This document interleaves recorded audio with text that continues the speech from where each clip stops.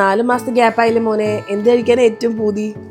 പാലക്കാടൻ ബിരിയാണി, ചിക്കൻ പൊരിച്ചത്, കുമ്പളം മുട്ടായും കൂടി ഉണ്ടെങ്കിൽ ഉഷാറായി.